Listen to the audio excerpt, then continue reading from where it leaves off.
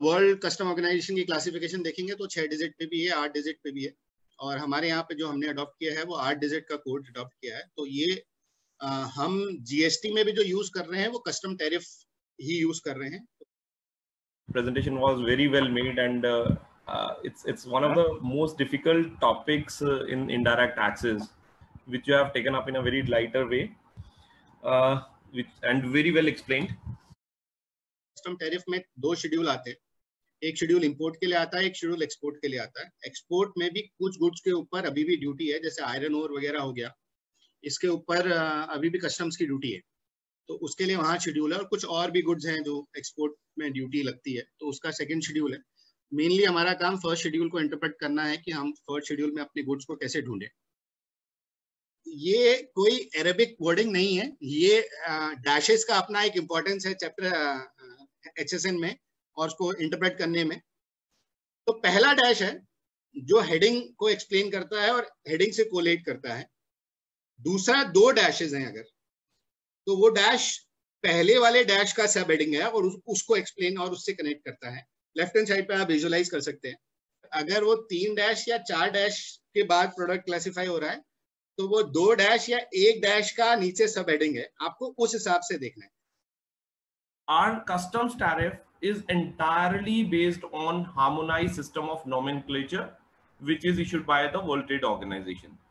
Now, wherever I believe that there is some problem or some classification dispute under customs tariff, we always have a basis to refer to HSN, harmonized system of nomenclature, for classification, and this is a accepted fact. This is also a rule of interpretation which has been laid by the courts over a period of time, accepted by the Supreme Court. Good afternoon, sir. Very good afternoon. Good afternoon everyone, बहुत बहुत स्वागत है आज के webinar में। आज हम लोगों ने एक यूनिक टॉपिक लिया है जो अंडरस्टैंडिंग ऑफ HSN पे हम लोगों ने ये प्रोग्राम रखा है, जो कि रेयरली HSN पे बहुत ज़्यादा प्रोग्राम्स मुझे दिखाई देते हैं किसी वेबिनार में। और आज HSN पे हम लोग क्लासिफिकेशन और general rules of interpretation cover करेंगे। प्रदीप जी प्रेजेंट करेंगे इसको हमारी तरफ से, टीम से, और हमारे साथ एक्सपर्ट हैं पवन पावा जी। आप सभी लोगों का स्वागत है। स्टार्ट करें वेबिनार को। Pradeep ji, over to you. जी सर, बहुत बहुत धन्यवाद आपका इंट्रोडक्शन के लिए। जैसे कि आपने बता ही दिया है सर टॉपिक। हाँ रमेश जी, सबको लिंक शेयर कर दीजिए सर, इसमें कोई दिक्कत नहीं है। सब एवरीवन इज वेलकम हियर। तो मैं आज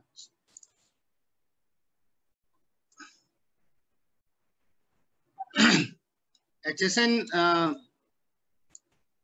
जिस हिसाब से हम उसको कॉमनली कहते हैं, उसका formalise name harmonised system of nomenclature है। HSN की जरूरत कहाँ पड़ती है कि कौन सा गुड्स किस शेड्यूल में आएगा, कितने रेट शेड्यूल में आएगा, हमको डिटरमाइन करने के लिए HSN और गुड्स को क्लासिफाई करने के लिए उस पर्टिकुलर HSN में जरूरत पड़ती है। GST में जो रेट शेड्यूल्स हैं वो HSN नहीं है, वो एक रेट शेड्यूल है जिसमें आपको कौन सा प्रोडक्ट किस किस रेट शेड्यूल में पड़ेगा। पर उसमें एक अगर आप उस टेबल में देखेंगे तो उस टेबल में आपको कहीं पे HSN भी दिखता है, जहां 4 डिजिट पे मेंशन्ड है या 6 डिजिट पे मेंशन्ड है। तो GST बहुत ज्यादा 8 डिजिट पे जाने की कोशिश नहीं कर रहा है, उसने 6 डिजिट या 4 डिजिट पे ही क्लासिफाई कर दिया है गुड्स को रेट शेड्यूल के हिसाब से। पर अगर आप लोग कस्टम्स के एरिया में प्रैक्टिस करते हैं या कस्टम्स के मैटर देख रहे हैं तो आपको कई सारे प्रोडक्ट्स को 8 डिजिट तक लेके जाने की जरूरत पड़ती है, और तब पता पड़ता है कि ये प्रोडक्ट ढंग से कहाँ किस HSN में क्लासिफाई होगा। आज के वेबिनार के थ्रू मैं आप लोगों को जस्ट बेसिक अंडरस्टैंडिंग देना चाहता हूँ कि HSN को कैसे ढूंढें, किसी गुड्स को किस चैप्टर हेडिंग में क्लासिफाई करें।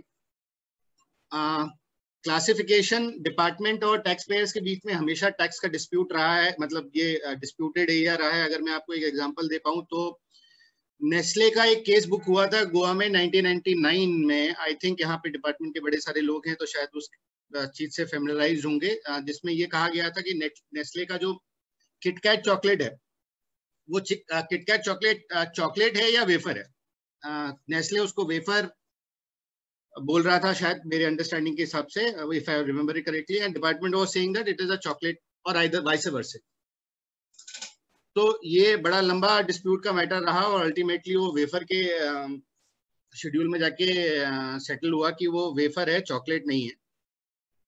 उसके बाद अगर मैं आपको थोड़ा सा विजुअलाइज करवा पाऊं और देख, ये दो बड़े प्रोमिनेंट क्लासिफिकेशन के इशू आज की डेट में आप लोगों के बीच में आए होंगे थोड़े टाइम, मतलब ये बहुत ही पराठे, इसको पराठा नहीं कहते, बेसिकली महाराष्ट्र और डाउन साउथ में इसको परोठा कहते हैं। तो ये परोठा है, it is not a spelling mistake, it is read and said as parotta in south.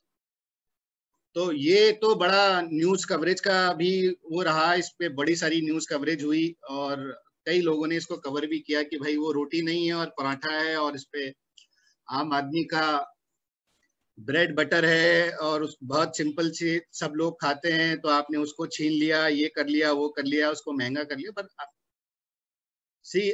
अगर लॉ में कुछ लिखा है या लॉ को किसी हिसाब से इंटरप्रेट किया जा रहा है तो उसके पीछे कोई ना कोई रीजनिंग हो सकती है। तो एडवांस रूलिंग अथॉरिटी ने अगर वो रीजनिंग दी है तो क्या वो जस्टिफाइड है, नहीं है, एसएससी के पास हमेशा ऑप्शन है उसको जाके चैलेंज करे। पर जिस तरह से न्यूज में कवर किया गया, आई थिंक अब न्यूज चैनल्स का काम ही आजकल की डेट में वही हो गया है, किसी भी चीज को सेंसलाइज कर देना। दूसरा इशू हैंड सैनिटाइजर्स का रहा, जो मेरे अपने खुद के मानने में ये क्लासिफिकेशन मैं एक्सेप्ट नहीं करता हूँ। ऑलरेडी सुप्रीम कोर्ट का एक जजमेंट है जिसने हैंड सैनिटाइजर्स को 3004 में क्लासिफाई किया हुआ है। और अगर आप जो वर्ल्ड कस्टम्स का वो एक मैंने अपने ग्रुप में भी शेयर किया था, जो वो लोग रेफर कर रहे हैं, वो उसको भी 4 डिजिट पे लेके जा रहे हैं। Department has also gone up to 4 digit only to classify this HSN this hand sanitizers in 3808 because Sanjeev ji यहाँ पे हैं, उनके खासकर प्रोडक्ट्स हैं, उसमें pesticide, fungicide, insecticides and other articles के बारे में डिस्क्राइब्ड है 3808 में। तो 3808 मेन हेडिंग है, उसके अंदर में आगे जाके आप देखेंगे तो कहीं पे हैंड सैनिटाइजर नहीं लिखा हुआ एज स्पेसिफिक, वहां पे जो लिखा है इन आई थिंक जो वहां पे मेंशन्ड है वो है डिसइंफेक्टेंट। तो जो डिपार्टमेंट का रीजनिंग है, डिपार्टमेंट ये कह रहा है 3804 में क्योंकि डिसइंफेक्टेंट है, आज की डेट में हैंड सैनिटाइजर उसी का काम कर रहा है, तो उसको 3808 में लेके जाएं, ना कि 3004 में। फिर अगेन की वो क्लासिफिकेशन का इशू है और उस पर पेनल्टी सेपरेशन की लगेगी नहीं लगेगी, सब अपनी बातें हैं। आज की डेट में सेपरेशन की पेनल्टी वैसे भी नहीं लग रही है, लिमिटेशन का पीरियड है नहीं, लिमिटेशन का पीरियड 3 साल from the date of filing of annual returns है। तो अभी तो 17-18 की एनुअल रिटर्न गई है, 18-19, अभी 19-20 आप सैनिटाइजर्स का मैन्युफैक्चरिंग अभी ज्यादा बड़ा है, तो वो सेपरेशन का कोई इशू उसमें है नहीं। जो डीजीजीआई ने पूरा एक केस बनाया है कि भाई लोग इसको ड्यूटी इवेट करने के लिए इसमें क्लासिफाई कर रहे हैं, ढंग से उन्होंने भी जस्टिफाई नहीं किया है कि ये 3808 में क्यों जाएगा। चलिए moving on to let us understand कि HSN है क्या और कहाँ से ओरिजिनेट हुआ, क्या है, इसको कैसे पढ़ते हैं, कौन से चैप्टर शेड्यूल में क्या लिखा है, मैं आपको थोड़ा सा ब्रीफ करने की कोशिश करूंगा। हमारे बीच में शामल जी हैं, सब कस्टम्स में काम कर चुके हैं, शायद हरिवल्लभ शर्मा जी भी हैं, थोड़ा बहुत उनका भी कस्टम्स का एक्सपीरियंस रहा है, और पवन जी हैं ही हैं हमारे बीच में, कुलदीप जी भी हैं, कुलदीप जी भी कस्टम्स में काम कर चुके हैं। तो हम लोग उनसे भी पूछने की कोशिश करेंगे क्या वो लोग देखते थे किसी चैप्टर को क्लासिफाई या गुड्स को क्लासिफाई करने के लिए। मैं आपको आई टेक यू थ्रू कि क्या क्या मेरी अंडरस्टैंडिंग है, मैं कैसे किस प्रोडक्ट को ढूंढता हूँ, और जर्नल इंटरप्रिटेशन जो इसमें लगती है, जो रूल्स हैं, 6 रूल है जिसके हिसाब से आपको HSN में अपने गुड्स को क्लासिफाई करना है, उस रूल में मैं आपको एग्जांपल्स के थ्रू एक्सप्लेन करने की कोशिश करूंगा। और लास्ट में फिर हम एनालाइज करेंगे कि ये परोठे वाले जजमेंट में एडवांस रूलिंग अथॉरिटी ने कैसे प्रोसेस को फॉलो किया। HSN जैसे मैंने आपको बताया उसे कहा जाता है हार्मोनाइज्ड सिस्टम ऑफ नॉमेनक्लेचर। ये डेवलप किया है वर्ल्ड कस्टम ऑर्गेनाइजेशन ने, सो दैट हर कंट्री एक पैरेलल फुटिंग पे आए। पर हालांकि हम लोग भी उसी सिस्टम को फॉलो करके चल रहे हैं, पर टू द स्पिरिट फॉलो कर रहे हैं, टू द एक्सटेंट नहीं फॉलो कर रहे हैं। वहां पे अगर आप वर्ल्ड कस्टम्स ऑर्गेनाइजेशन का HSN देखेंगे 97 चैप्टर्स आते हैं, हमारे यहाँ 98 चैप्टर हैं। 98 additional chapter is for project import. I'm not going to 99 chapter because that is an additional chapter that is not coming out of World Customs Organization tariff classifications. ढूंढने के लिए अगर आप जाएंगे तो मैंने यहाँ पे लिंक दिया है, मैं इसको वेबिनार के बाद भी शेयर कर दूंगा, चैट बॉक्स में भी डाल दूंगा, यहाँ आप जाके ढूंढ सकते हैं। और अगर आपको और ज्यादा एडवांस उसमें पढ़ना है, आपके मैटर्स हैं, तो आप एक्सप्लेनेटरी नोट्स ले सकते हैं, जो इंडिया में ऑलमोस्ट 1.5 लाख के आसपास कॉस्ट करता है और ऑलमोस्ट हर 5 साल में ये चेंज होता रहता है। क्यों ये इम्पोर्टेंट है? अनफॉर्चुनेटली क्योंकि हमारे पास में अपना टैरिफ है, अपने एक्सप्लेनेटरी नोट्स हैं, हम उसी जर्नली अगर कोई टैक्स पेयर या इंपोर्टर या अगर जीएसटी में भी जाएं और देखना चाहते हैं कि हमारा कुछ कहाँ फॉल करता है, तो हम अपने टैरिफ को उठाते हैं। पर डिपार्टमेंट क्या करता है अनफॉर्चुनेटली, वो उठाता है explanatory note world custom organisation के। अब ये नॉर्मल एक्सेसिबल नोट्स नहीं है, आप थोड़ा सा गूगल पे सर्च करेंगे तो हो सकता है आपको मिल जाए, वो भी पुराना मिलेगा, नया मिलेगा कि नहीं मिलेगा पता नहीं। पर डिपार्टमेंट इसको, खासकर कस्टम्स, DRI इसी को रिफर करती है अगर उनको क्लासिफिकेशन में कोई भी डिस्प्यूट खड़ा करना है। उनके पास एक्सेस है, वो 1.5-2 लाख रुपए की किताब खरीदने के लिए उनके पास में कोई बहुत बड़ा वो नहीं है। पर अगर कोई कलेक्टिवली खरीदना चाहता है तो कलेक्टिवली खरीद के इसको रख सकता है, किसी की अच्छी नॉलेज एनहांसिंग के लिए एक्सप्लेनेटरी नोट्स का समझना कि क्या करते हैं क्या नहीं करते। अगर वर्ल्ड कस्टम ऑर्गेनाइजेशन की क्लासिफिकेशन देखेंगे तो 6 डिजिट पे भी है, 8 डिजिट पे भी है, और हमारे यहाँ पे जो हमने अडॉप्ट किया है वो 8 डिजिट का कोड अडॉप्ट किया है। तो ये हम जीएसटी में भी जो यूज कर रहे हैं वो कस्टम टैरिफ ही यूज कर रहे हैं। तो कस्टम टैरिफ में 2 शेड्यूल आते हैं, एक शेड्यूल इंपोर्ट के लिए आता है, एक शेड्यूल एक्सपोर्ट के लिए आता है। एक्सपोर्ट में भी कुछ गुड्स के ऊपर अभी भी ड्यूटी है, जैसे आयरन ओर वगैरह हो गया, इसके ऊपर अभी भी कस्टम्स की ड्यूटी है, तो उसके लिए वहाँ शेड्यूल है। और कुछ और भी गुड्स हैं जो एक्सपोर्ट में ड्यूटी लगती है, तो उसका सेकंड शेड्यूल है। मेनली हमारा काम फर्स्ट शेड्यूल को इंटरप्रेट करना है कि हम फर्स्ट शेड्यूल में अपने गुड्स को कैसे ढूंढें। फर्स्ट शेड्यूल में 21 सेक्शंस हैं और 98 चैप्टर्स हैं। एक चैप्टर रिजर्व किया गया है, दैट इज 75 और समथिंग आई गेस, जो बाद में अगर कुछ वो डालना चाहते हैं तो डालते हैं, उसमें कोई अभी प्रोडक्ट नहीं क्लासिफाइड है, एक रिजर्व्ड है। 97 जैसे मैंने आपको बताया कि कस्टम से उठाए हुए हैं, 98 हमारा प्रोजेक्ट इंपोर्ट है। अगर आप प्रोजेक्ट इंपोर्ट करना चाहते हैं, उसके कुछ कंडीशंस हैं, तो वो 98 चैप्टर में फॉल करता है। फिर उसके बाद जैसे मैंने बताया कि जनरल रूल्स ऑफ इंटरप्रिटेशन है कि हम रूल्स को कैसे इस प्रोडक्ट को कैसे कहाँ पे क्लासिफाई करें, तो उसके लिए उन्होंने 6 रूल दिए। तो बाकायदा आपको वो 6 रूल फॉलो करने हैं सीक्वेंशली, और तब जाके आपको एक प्रोडक्ट को उसमें क्लासिफाई करना। जनरली फॉर द ईज हमारे अंडरस्टैंडिंग के लिए हम लोग ढूंढने चले जाते हैं प्रोडक्ट को चैप्टर हेडिंग में, और जो हमको दिखता है, क्योंकि ब्रॉडली अगर आप 21 चैप्टर 21 सेक्शंस को देखेंगे तो आपको समझ में आ जाएगा हेडिंग के बेस पे कि वहाँ पे कहाँ पे ये गुड्स फॉल करना चाहिए। पर हेडिंग, जैसे मैं आपको आगे रूल में बताऊंगा, हेडिंग खाली रेफरेंस पॉइंट के लिए है। आपको फर्दर जाके उसमें सेक्शंस में देखना है, सेक्शन नोट में देखना है, चैप्टर नोट में देखना है कि आपका गुड वहाँ फॉल कर रहा है कि नहीं कर रहा है, क्योंकि कई बार वहाँ एक्सक्लूजन्स आ जाती हैं, वहाँ से उसको हटा दिया जाता है। ये मैं आपको एक्सप्लेन करने की कोशिश करूंगा आगे। मैंने बताया 21 सेक्शंस है, मैंने इसको 22 में क्लासिफाई कर दिया है।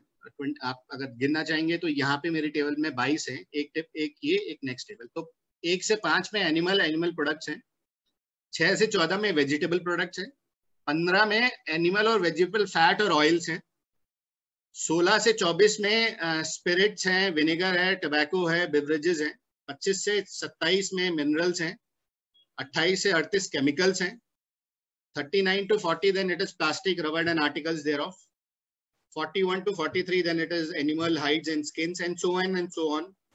70 to 83 में आप बेस मेटल्स और आर्टिकल्स, उसके बने हुए आर्टिकल्स को देख सकते हैं। उसके बाद 84-85 मशीनरी अप्लायंसेज है, मेनली जो यूज होता है आप देखेंगे वॉशिंग मशीन, टीवी या कोई और मोटर्स। व्हीकल आपका 87 में क्लासिफाई होता है, तो 86 to 89 में आप देख लेंगे कि व्हीकल्स आपको यहाँ इस सेक्शन में मिल जाएगा। फिर उसके बाद में 93 आर्म्स एंड एम्युनिशन हो गया, 94 में फर्नीचर आ गया, कोई और फर्नीचर, 96 में आपका अदर मैन्युफैक्चर्ड आर्टिकल आ गए, जो अभी तक किसी भी शेड्यूल में ऊपर कहीं क्लासिफाई नहीं हुए, उन्होंने अलग से उसको क्लासिफाई कर दिया है। टॉयज, गेम, स्पोर्ट्स के रैकेट्स वगैरह आपको 95 में दिख जाएंगे। 97 में अगर आपका आर्ट वर्क वगैरह जो ये सब होता है वो पेंटिंग वेंटिंग या आर्टिस्टिक इंपॉर्टेंस का कोई सामान होता है तो 97 में क्लासिफाई होता है। और 98 एज अ शेड्यूल के प्रोजेक्ट इंपोर्ट में आप कोई इंपोर्ट कर रहे हैं तो that is classified under project import. There is a separate chapter heading for this and you bring those goods into that and उसमें कुछ उन्होंने हर गुड्स को नहीं किया है। जैसे बैगेज आपका अगर आ रहा है तो वो 98 में जाएगा। मान लीजिए आप बाहर की कंट्री से वापस आते हैं और अपना बैगेज लेके आते हैं और बैगेज डिक्लेयर करना चाहते हैं तो उसका डिक्लेरेशन 98 में जाता है।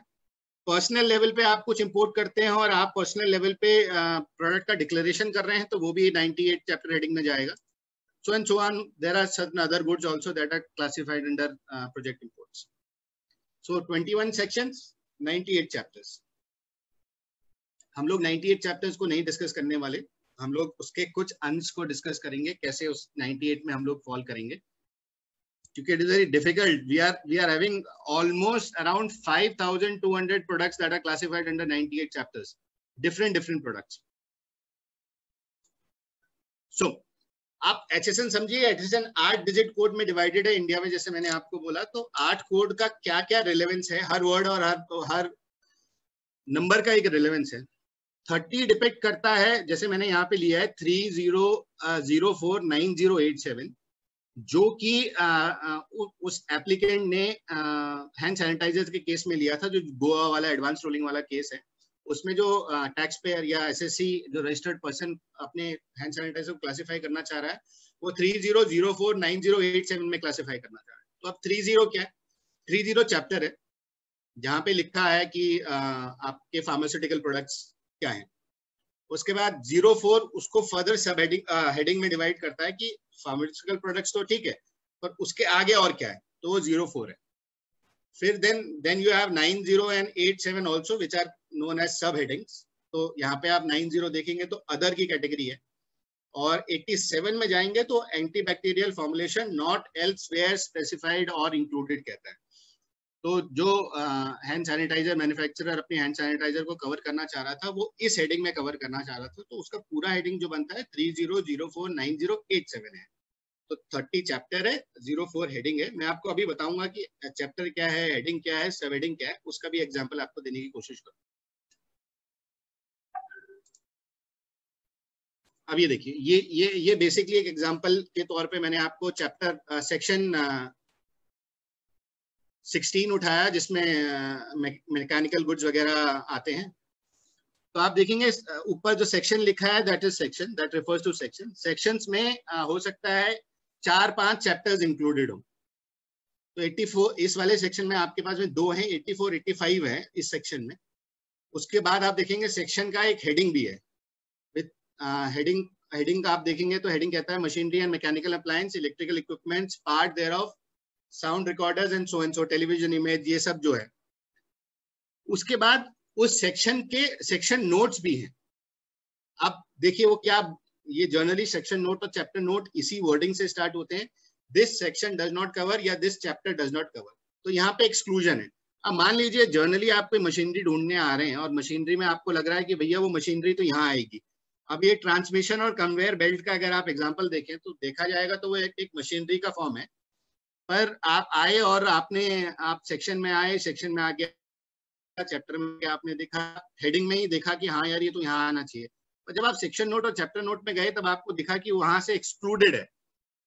तो आगे हम रूल में ये देखेंगे कि भाई ये जो चैप्टर हेडिंग और सेक्शन हेडिंग्स होती हैं खाली रेफरेंस पॉइंट के लिए है, आपको देखने के लिए और आपको गाइड करने के लिए कि आपको कहाँ जाना है। फिर आपको सेक्शन नोट और चैप्टर नोट्स भी देखने होते हैं सो दैट आपका गुड्स ढंग से वहां क्लासिफाई करें। उसके बाद आप चैप्टर देखेंगे, चैप्टर 84 है।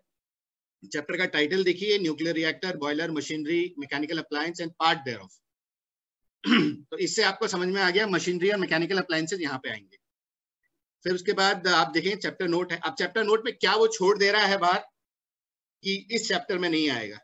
तो milestone, grindstone and other articles of chapter 68 जो ऑलरेडी वहां पे क्लासिफाइड है वो यहाँ पे क्लासिफाइड नहीं होंगे। हालांकि उसका ब्रॉडर अगर आप देखेंगे तो मशीनरी की तरह आपको दिखेगा, पर इस चैप्टर में वो क्लासिफाई नहीं होगा।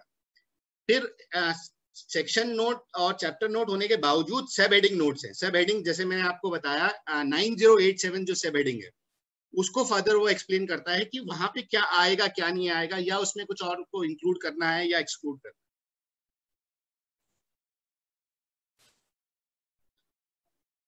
अब हम जाते हैं कि जो मैं आपको 6 रूल्स के बारे में बता रहा था कि 6 रूल्स को हम लोग एक एक रूल्स को समझेंगे और इस रूल को ऐसे समझ के कोशिश करेंगे कि इसमें क्या क्या प्रोडक्ट्स हम किस सीक्वेंस में क्लासिफाई कर सकते हैं। लास्ट में मैं आपको क्लास जैसे मैंने आपको बताया वो हम परोठे वाला डिस्कस करेंगे और ये देखेंगे कि डिपार्टमेंट ने क्या सीक्वेंस फॉलो किया ना। पहला rule general rule of interpretation का क्या है, और ये मान के चलिए general rule of interpretation sequence में आपको अप्लाई करने हैं और किसी भी प्रोडक्ट को आप उठा के देखिए उसको इसी सीक्वेंस में आपको फॉलो करना चाहिए, तब आप लोग उसको ढंग से क्लासिफाई किसी भी शेड्यूल में कर पाएंगे। पहला रूल ये कहता है कि जो सेक्शन चैप्टर और सब चैप्टर्स हैं वो खाली ईज ऑफ रेफरेंस के लिए हैं, रेफरेंस पॉइंट के लिए हैं, उससे ज्यादा उसमें कुछ ही नहीं है। तो वर्ड्स एंड सेक्शन और chapters are used as guidelines only to point the area of tariff कि आपने कहाँ जाके प्रोडक्ट को ढूंढना है। मशीनरी आई तो मशीनरी में आप सेक्शन 16 में जाएंगे और चैप्टर 84 में देखेंगे, पर वहीं क्लासिफिकेशन खत्म नहीं हो जाती। क्लासिफिकेशन का एक स्टेप फर्दर ये है कि you go and look into the chapter and section note also कि वो वहां क्लासिफाइड है कि नहीं क्लासिफाइड है। जो मैंने यहाँ पे एक एग्जांपल दिया है, अगर चिल्ड्रन बाइसिकल को आप विजुअलाइज करने की कोशिश करें और टैरिफ में सेक्शन वाइज और हेडिंग वाइज ही ढूंढें तो आपका इमीडिएट आई जो जाएगी वो 95 पे जाएगी, क्योंकि वहां टॉय है, गेम्स है, तो आपको लगता है कि भाई साइकिल जो है वो टॉय है। पर जब आप उसके चैप्टर नोट में जाके देखेंगे तो उन्होंने चिल्ड्रन बाइसिकल को एक्सक्लूड किया हुआ है और ये भी कह दिया है कि वो 8712 का आइटम है, तो आप 8712 में जाके उसको क्लासिफाई कीजिए। अब ये चीज देखिए, आप चैप्टर 87 में गए, चैप्टर 87 क्योंकि आप अगर सीक्वेंस में देखते आए तो पहले आपको चैप्टर 87 दिख गया होगा, तो चैप्टर 87 में आपने देखा कि वो हेडिंग उसकी बोल रही है व्हीकल अदर देन रेलवे और tramway rolling stock part and accessories दे रहा हो। तो यहाँ साइकिल तो कहीं क्लासिफाई होती दिखती नहीं है स्टार्टिंग से, पर जब आप 8712 में जाएंगे तो आपको दिखेगा वहां पे ट्राईसाइकिल, बाइसाइकिल्स वगैरह क्लासिफाइड है। तो जो चैप्टर हेडिंग्स हैं, सेक्शन हेडिंग है, वो खाली रेफरेंस पॉइंट के लिए है। जैसे कि मैंने लिखा भी है, वो आपको गाइड करती हैं कि आपको टैरिफ में कहाँ जाके देखना है कि मेरा गुड कहाँ क्लासिफाई होगा। Beyond that you have to also see what the section note and the chapter note and further the sub heading note is saying regarding that product. तो प्राइमा फेसी आपको दिखेगा कि भाई अब जैसे हम बाइसिकल की ही बात कर रहे हैं, तो ये अगर ब्रॉडली चैप्टर नोट में ना जाएं और चैप्टर में ना जाके देखें और ब्रॉडली 95 और 87 को देखने की कोशिश करें तो आपका फर्स्ट इंस्टेंस होगा कि ये 95 में क्लासिफाई हो जाएगा, क्योंकि वहां पे टॉय दिख रहा है। बाकी 87 देखेंगे तो वहां पे व्हीकल्स की बात कर रहा है, तो व्हीकल्स में साइकिल तो आती नहीं, but unfortunately is classified under 8712। दूसरा रूल पहला रूल हो गया। अगर आपका पहले रूल में नहीं हो पाया, जैसे अब मैं परोठे की तरफ आपको लेके जाता हूँ, परोठे का आपको कहीं चैप्टर हेडिंग या सेक्शन हेडिंग नहीं दिखेगा, तो यानी पहला रूल डिस्कार्ड हो गया। आप सेकंड रूल पे आ गए। सेकंड रूल क्या कहता है? वो ये कहता है कि अनफिनिश्ड, इनकम्प्लीट, अनअसेंबल्ड और डिसेंबल्ड गुड्स का अगर इसेंशियल कैरेक्टर कंप्लीट और फिनिश गुड्स का है तो वो फिनिश गुड्स की तरह क्लासिफाई होगा।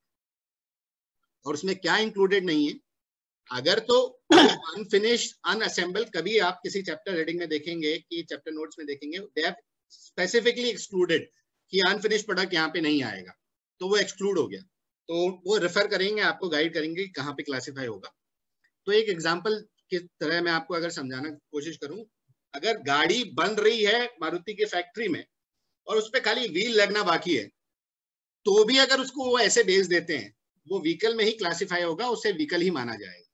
दूसरी बात, घड़ी बेच रहे हैं आप, घड़ी मैन्युफैक्चर कर रहे हैं, घड़ी का स्ट्रैप नहीं देते हैं, साथ में खाली घड़ी देते हैं, घड़ी का डायल देते हैं, तो भी उसे रिस्ट वॉच कहा गया है, उसे अलग से और कुछ नहीं कहा गया है। दूसरी बात, ये एग्जांपल हुए आपके फिनिश्ड, अनफिनिश्ड और इनकम्प्लीट प्रोडक्ट्स का। जो नीचे वाला एग्जांपल है वो अनअसेंबल्ड और डिसेंबल्ड गुड्स का है।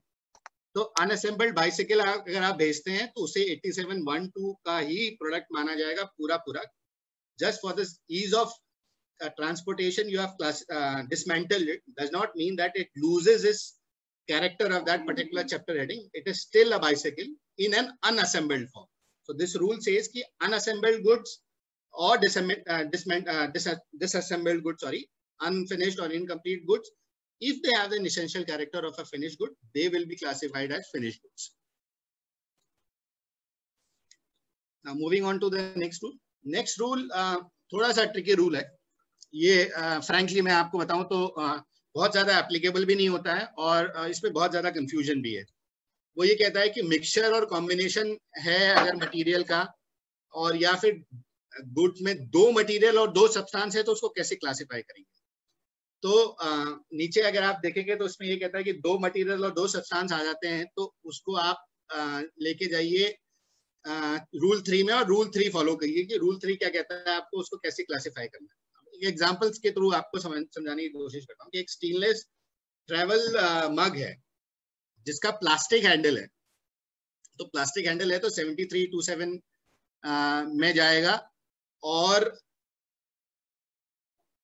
उसका स्टील होने के बावजूद उसमें प्लास्टिक हैंडल, सॉरी वो 7323 में जाएगा, स्टील के आइटम्स वहां पे क्लासिफाइड है. टेबल किचन और अदर हाउस होल्ड आर्टिकल 7323 में है, जबकि उसमें क्या कहते हैं प्लास्टिक का हैंडल भी लगा हुआ है. तो आप ये देखेंगे उसमें मेजर कैरेक्टर जो है उसमें स्टील का है, तो स्टील के हिसाब से हमने उसको वो कर दिया डोमिनेंट. अगर आप उसमें सब्सटेंस देखेंगे उसी तरह अगर वो स्टेनलेस मग को अब आप डिवाइड कर दीजिए, आधा प्लास्टिक और बाहर से उसका कवरिंग स्टील प्लास्टिक का है, अंदर से उसका कवरिंग स्टील का है. अंदर अगर आप देखें तो पानी गर्म रखने के लिए कभी आपने नोट किया होगा वो गर्म अंदर वो होता है, बाहर की तरफ प्लास्टिक होता है, ऐसा भी होता है. अब इसमें दो प्रोडक्ट आ गए तो 39 प्लास्टिक है और 73 आपका स्टील से रिलेटेड आर्टिकल्स हाउस होल्ड में जो यूज होते हैं उसके बारे में बताता है. तो अब इसको यहाँ क्लासिफाई कैसे करें, दो प्रोडक्ट आ गए हैं, दो प्रोडक्ट को कैसे क्लासिफाई किए जाए और कोई एसेंशियल कैरेक्टर निकल के भी नहीं आ रहा है कि भाई कौन डोमिनेट कर रहा है उसको. सो in that case they say then you go to rule 3 and follow the sequence what is provided in rule. Another example है कि कॉर्नफ्लेक्स में आपने नट्स वगैरह भी डाल दीजिए. आपने अगर देखा होगा कॉर्नफ्लेक्स के पैक में कभी तो प्लेन कॉर्नफ्लेक्स आता है, कभी प्लेन कॉर्नफ्लेक्स के साथ में उसमें नट्स और रेजिन्स वगैरह भी आते हैं. तो नट्स और ये कैसे क्लासिफाई होगा, तो क्योंकि यहाँ पे अगर आप देखेंगे तो कॉर्नफ्लेक्स का डोमिनेंस है तो उसको कॉर्नफ्लेक्स की तरह ही क्लासिफाई कर दिया गया है. तो यहाँ पे अगर आपको डोमिनेंस दिख रहा है प्रोडक्ट का कि क्या प्रोडक्ट डोमिनेंस है, जैसे पहले वाले एग्जाम्पल में आप देखेंगे तो स्टील मग है, पूरा खाली प्लास्टिक का हैंडल है, तो स्टील का डोमिनेंस आ गया. तो that is how it is classified under 7323. Whereas जब उसको आप मिक्स कर देते हैं और इक्वल प्रोपोर्शन में प्लास्टिक भी रखते हैं और स्टील भी रखते हैं, तब आप घबरा जाएंगे कि इसको कैसे क्लासिफाई करें, क्योंकि दो प्रोडक्ट आ गए हैं. तो दो प्रोडक्ट आ गए हैं तो उन्होंने ये कहा आप रूल 3 में जाइए, रूल 3 फॉलो कीजिए. So we are out of rule 1, we are out of rule 2A, we are out of rule 2B. Now we are moving to rule 3.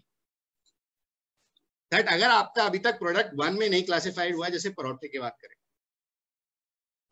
करें तो 1 में उसका चैप्टर हेडिंग सेक्शन हेडिंग कहीं पे नहीं है तो 2 में आ जाता है. असेंबल्ड नहीं है, डिसमेंडल्ड नहीं है तो 2A से बाहर हो जाता है. अब उसमें मिक्सचर है बाकी सब्सटेंसेस का, उसमें और चीजें भी आती हैं. आप देखेंगे उसमें मैदा आता है, उसमें तेल आता है, उसमें दूध आता है उस पराठों के बनाने के लिए. ये घर वाला पराठा, पंजाबी पराठे से थोड़ा सा उसको अलग विजुअलाइज करके दूसरा पराठा देखिए. अगर MTR का आपने देखा हो तो ये रेडी टू ईट पराठे के पैक में आता है, which is basically the issue of dispute. तो उसमें अगर आप देखेंगे तो वो अब 2B में आ रहा है, क्योंकि उसमें और भी चीजें आती हैं साथ में जो डिपार्टमेंट ने भी व्यू लिया. तो आप उसको आप 2B में भी क्लासिफाई नहीं कर रहे, आप उसको आप 3 में लेके जा रहे हैं. तो we are moving to 3 now. What 3 says is, 3 में भी 3 पार्ट हैं. 3 में पहला ये बोलता है कि जो स्पेसिफिक है वो प्रिवेल करेगा जर्नल के. अब स्पेसिफिक और जर्नल क्या है सर? स्पेसिफिक का मतलब हो गया कि आपका अगर कहीं पे लिखा है वुडन चेयर तो वुडन चेयर स्पेसिफिक हो गई चेयर को रेफर करते हुए. अगर फर्नीचर लिखा है तो फर्नीचर जेनरिक हो गया और चेयर स्पेसिफिक हो गई. तो चेयर कहीं पे लिखी है तो आपको वो करना है, और अगर फर्नीचर लिखा है तो वो जर्नल है, आपको जर्नल नहीं फॉलो करना है. तो जो डिस्क्रिप्शन होता है नाम का, नाम से अगर डिस्क्रिप्शन है तो वो स्पेसिफिक है. और अगर रादर देन क्लास, अब आप स्पून ले लीजिए, स्पून जैसे इसमें एग्जांपल है स्पून का. स्टील स्पून आप देखेंगे 8215 में क्लासिफाइड है अलग से. वेराज अगर स्टील हाउस होल्ड आइटम्स देखेंगे वो 7323 में है, उसमें आपको और भी स्टील के आइटम्स मिल जाएंगे पर स्पून नहीं मिलेगा। तो क्योंकि स्पून आपका अलग से कहीं स्पेसिफाइड है तो उसके नाम से आप ढूंढ पाते हैं, तो स्पेसिफिक हो गया। जेनरिक उसके आर्टिकल्स, जेनरिक फर्नीचर हो गया, जेनरिक आपका कटलरी हो गई, तो कटलरी अगर आप देखेंगे तो वो जेनरिक है। मोटर व्हीकल का जो सीट है वो आप ढूंढने जाएंगे, अगर आप सबसे पहले मोटर व्हीकल, तो मैंने आपको बताया 87 में मोटर व्हीकल क्लासिफाइड है। मोटर व्हीकल में जाएंगे तो आपको लगेगा सीट उसका पार्ट है, तो मैं जाके पार्ट में ढूंढता हूँ, पर वहां पे सीट आपको मिलेगी नहीं, आपको खाली पार्ट्स मिलेंगे। अब आप सीट ढूंढना चाहते हैं मोटर व्हीकल की, तो आपको 9401 में जाना पड़ेगा और वहां स्पेसिफिकली सीट लिखी है फॉर मोटर व्हीकल्स, तो यानी ये स्पेसिफिक हो गया और जर्नल से प्रिवेल किया। हालांकि आप पार्ट्स देखेंगे तो मोटर व्हीकल के पार्ट्स 8708 में क्लासिफाइड हैं, तो आपको लगेगा कि हाँ ये तो सीट उसका पार्ट ही है मोटर व्हीकल का, अलग से तो है नहीं, तो उसको 8708 में क्यों ना क्लासिफाई किया जाए। बट क्योंकि ऑलरेडी स्पेसिफाइड है किसी चैप्टर में, तो आपको वहीं जाके उसको स्पेसिफाई करना पड़ेगा और वहीं जाके उसको क्लासिफाई करना पड़ेगा। एक और एग्जांपल देख लीजिए, shaver and hair clipper with self contained electric motor, जो आपके ये आते हैं बाल स्ट्रेट करने के लड़कियों के आते हैं और आपके ट्रिमर्स वगैरह आते हैं, वो 8510 में क्लासिफाइड है, जो स्पेसिफिक है। अब आप दो हेडिंग और देखिए जिसमें आपको लगेगा कि शायद ये यहाँ पे भी तो क्लासिफाई हो जाएगा, electromechanical tool for working in hand with self contained electric motor. तो आप अगर ट्रिमर को विजुअलाइज कीजिए तो इसकी हेडिंग में फिट बैठता है वो, मोर और लेस। देखिए आपको इलेक्ट्रोमैकेनिकल टूल है, हाथ से काम चल रहा है और सेल्फ कंटेन्ड, उसी के अंदर मोटर लगी हुई है, तो यहाँ पे भी फॉल करता हुआ दिख रहा है। दूसरा है electromechanical domestic appliance with self contained electric motor. यहाँ पे अगर आप देखेंगे तो मोस्ट स्पेसिफिकली वो जूसर मिक्सर वगैरह का आइटम है, तो पर है वो इलेक्ट्रोमैकेनिकल और डोमेस्टिकली भी काम उसमें काम किया जाता है और उसके मोटर अंदर लगी है।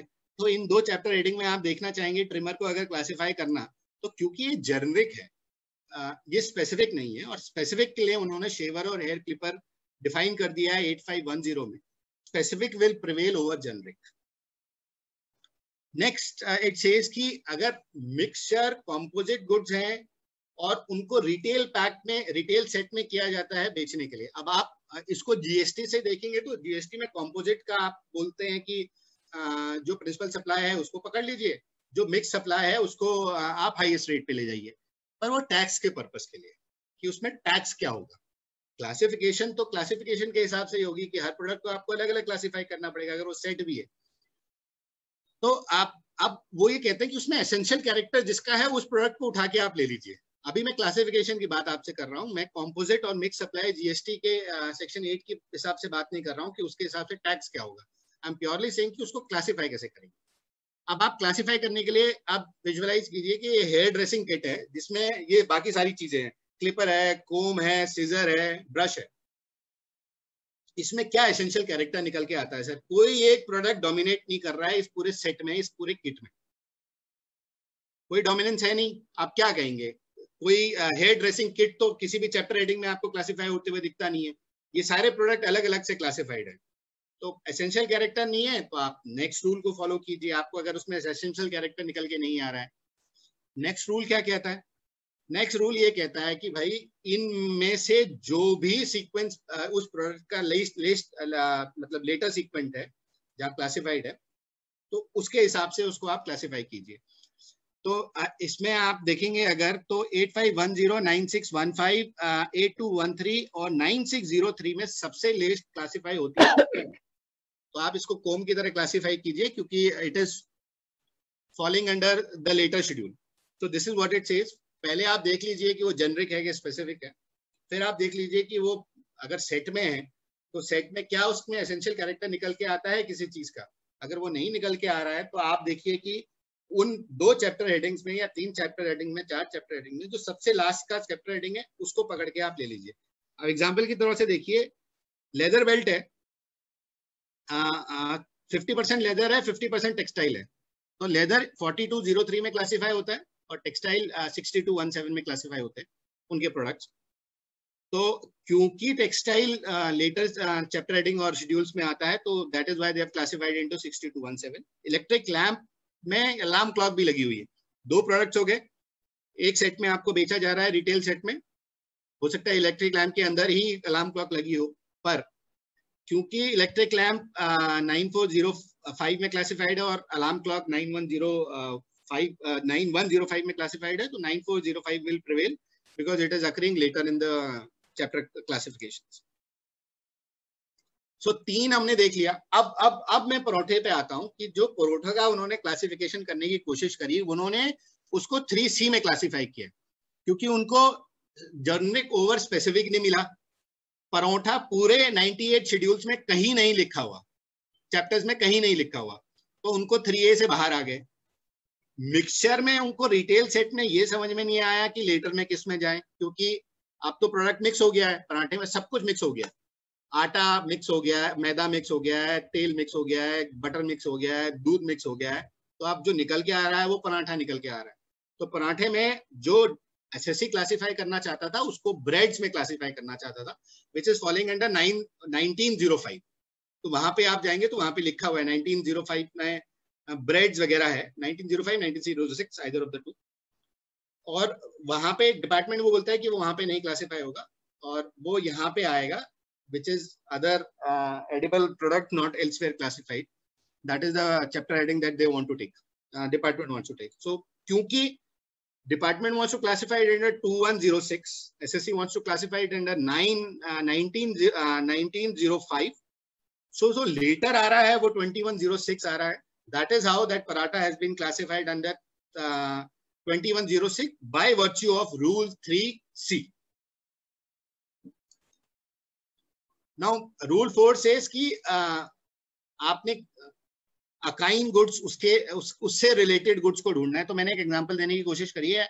एग्जॉस्ट एयर जैक है अगर, तो वो 8425 में क्लासिफाई होगा, उसका अलग से चैप्टर हेडिंग है, वो व्हीकल के उसमें नहीं जाएगा। इसमें आप 84 में देखेंगे, 8425 में देखेंगे तो वहां पे जैक्स मेंशन्ड है, तो क्योंकि वहां जैक मेंशन्ड है तो उसके अल्काइन गुड्स हैं, तो अल्काइन गुड्स के हिसाब से उसको वहां क्लासिफाई किया जाएगा। रूल 5 ये कहता है कि अगर पैकिंग जो है आपकी, अब आप घड़ी का केस विजुलाइज कीजिए, वॉयलिन का केस विजुलाइज कीजिए, किसी भी और केस को विजुलाइज कीजिए जो स्पेशली उसको रखने के लिए बनाया जाता है। तो घड़ी अगर आपको किसी केस में मिल रही है तो आपको घड़ी और उस केस को अलग अलग क्लासिफाई नहीं करना है, उस पूरे प्रोडक्ट को क्लासिफाई करेंगे हम घड़ी की तरह और वो घड़ी क्लासिफाई होगी। दूसरा ये कहता है, बी ये कहता है कि अगर पैकिंग मटेरियल और पैकिंग कंटेनर्स हैं गुड्स के साथ में जा रहे हैं जो रिपीटेटिव यूज के नहीं है, तो उसको आपको अलग से क्लासिफाई करने की जरूरत नहीं है, दोनों साथ में क्लासिफाई होंगे। अब आप शर्ट को किसी प्लास्टिक के पैकिंग उसमें डालते हैं तो वो पैकिंग जो है प्लास्टिक की वो भी अलग क्लासिफाइड है और शर्ट शर्ट भी अलग क्लासिफाइड है, पर क्योंकि वो पैकिंग मटेरियल शर्ट को यूज करने के लिए यूज किया जा रहा है और वो नॉन रिपीटेटिव नेचर का है, तो नॉन रिपीटेटिव नेचर का है तो उसको आपको वहीं क्लासिफाई करना है। वेयरएज अगर वो packing material packing container repetitive use के, अगर आप ये सोचिए कि ड्रम में आपका कोई केमिकल आया, तो ड्रम में अगर केमिकल आता है तो ड्रम अलग जाएगा वापस और केमिकल अलग जाएगा, अगर वो रिपीटेटिव नेचर का। अगर तो ड्रम आप ही रख के कंज्यूम कर लेते हैं तो आप सिर्फ अलग चैप्टर हेडिंग की बात नहीं कर रहे, तो अगर वो रिपीटेड नेचर के हैं तो then they has to be separately classified. Now rule 6 says that, जैसे कि मैंने रूल 1 में आपको बताया कि आपको chapter heading, section heading reference point के लिए देखनी है, पर अगर आपको कंपेयर करना है किसी भी दो चैप्टर हेडिंग्स को तो आपको सब हेडिंग लेवल तक जाके उसको क्लासिफाई करना चाहिए और सब हेडिंग लेवल तक जाके ही उसको कंपेयर करना चाहिए। तो 84, 85 मान लीजिए, जैसे हम लोग अभी डिस्कस कर रहे थे कि कोई प्रोडक्ट दो चैप्टर हेडिंग में फॉल कर रहा है तो उसको कैसे क्लासिफाई, स्पून का हमने एग्जांपल लिया कि उसको 73 में क्लासिफाई करें या 65 में क्लासिफाई करें, तो आपको उसको 65 और 73 के बेसिस पे नहीं देखना, आपको उसको फर्दर 7504 या जो भी आर्टिकल है उसको उस लेवल तक, सब हेडिंग लेवल तक जाके देखना है और तब कंपेयर करना है। This is what basically rule 6 is. Now ये कोई अरेबिक वर्डिंग नहीं है, ये डैशेस का अपना एक इम्पोर्टेंस है चैप्टर HSN में और उसको इंटरप्रेट करने में। तो पहला डैश है जो हेडिंग को एक्सप्लेन करता है और हेडिंग से कोलेट करता है। दूसरा 2 डैशेस हैं अगर, तो वो डैश पहले वाले डैश का सब हेडिंग है और उसको एक्सप्लेन और उससे कनेक्ट करता है। लेफ्ट हैंड साइड पे आप विजुअलाइज कर सकते हैं। 3 डैश है या 4 डैश है, मास्क नहीं पहनते ना, नहीं जाने मुझे मास्क। हाँ, अगर वो 3 डैश या 4 डैश के बाद प्रोडक्ट क्लासिफाई हो रहा है तो वो 2 डैश या 1 डैश का नीचे सब हेडिंग है, आपको उस हिसाब से देखना है। अगर आप यहाँ पे देखेंगे, यहाँ पे एग्जांपल के थ्रू अगर आप देखने की कोशिश कीजिए कि 8404 स्टीम अदर वेपोरेटिंग जनरेटिंग बॉयलर्स उन्होंने कह दिया। अब पहला उसमें हेडिंग आ रही है कि स्टीम और वेपर जनरेटिंग बॉयलर्स हैं, तो उसमें उन्होंने क्लासिफाई कर दिया कि भाई उसका जो स्टीम प्रोडक्शन कैपेसिटी है वो क्या है। तो स्टीम प्रोडक्शन कैपेसिटी 2 हो गई, एक एक्सीडिंग 45 टी पर आवर और एक limiting to 45 T per hour. उसके बाद अब देखिए पहला वहां क्लासिफाई हो गया, तो स्टीम एंड अदर वेपोरेटिंग बॉयलर्स में पहला स्टीम का आपको वहां मिल गया। उसके बाद दूसरा देखिए जो 2 नंबर का है, तो स्टीम एंड अदर वेपर्स में उन्होंने सब क्लासिफाई कर दिया कि अदर वेपर जनरेटिंग बॉयलर्स अगर हैं और हाइब्रिड इंक्लूडिंग हाइब्रिड है तो फिर वो 840219 में आ जाएंगे। और आप फिर 840219 का आगे और देखिए, उनको आगे फर्दर क्लासिफाई कर दिया कि वो फायर ट्यूब हॉरिजॉन्टल बॉयलर है या फायर ट्यूब बॉयलर वर्टिकल है या उसमें भी अदर कैटेगरी कोई आती है। तो आप 3 डैश देख पा रहे हैं, 2 डैश के नीचे 3 डैश आ गए। फिर वापस से पार्ट आ गया तो 1 डैश आ गया। तो पार्ट का मतलब 1 डैश कहाँ चल रहा है आपका, steam and other vapour generating boilers आप देखेंगे। तो ये जो पार्ट है, ये पार्ट को आप पूरे ऊपर 8402 की हेडिंग से पढ़ना चालू करेंगे। यानी स्टीम और अदर वेपरेटिंग जनरेटर बॉयलर्स का अगर कोई पार्ट है तो वो यहाँ क्लासिफाई होगा। तो यहाँ स्टीम और अदर वेपरेटिंग जनरेटिंग बॉयलर्स में 1 डैश, उसको सब क्लासिफाई किया 2 डैश के साथ में, और फर्दर सब क्लासिफाई किया 2 डैश के साथ में, जो आप 840219 पे देख पा रहे हैं। 840219 को फर्दर 3 डैशेस से नीचे क्लासिफाई किया गया है। आप ये देख पा रहे हैं 10, 20, 90 और 00। उसके बाद आप पार्ट्स भी देख पा रहे हैं, जो पार्ट्स है ऊपर वाली 8402 वाली हेडिंग का। तो ये डैशेस का भी अपना HSN में इम्पोर्टेंस है और इसको किस तरह से पढ़ना चाहिए ये मैंने आपको एक्सप्लेन करने की कोशिश करी है कि आपको उसको सीक्वेंस में देखना चाहिए कि 1 डैश कहाँ आ रहा है, 1 डैश के बाद में 2 डैश कहाँ है, 2 डैश के बाद में अगर आपको 3 डैश दिख रहे हैं तो आपको उसको रिलेवेंट पढ़ना है 2 डैश के हिसाब से या 1 डैश के हिसाब से, जैसे भी वो वहां पे सीक्वेंस में फॉलो कर रहे हैं। फिर मैं ये scheme of classification of services जो है, जो चैप्टर 99 है अब हमारा, जो GST में आके 99 हो गया क्योंकि सर्विसेज को भी वहां पे क्लासिफाई करने की कोशिश करी गई।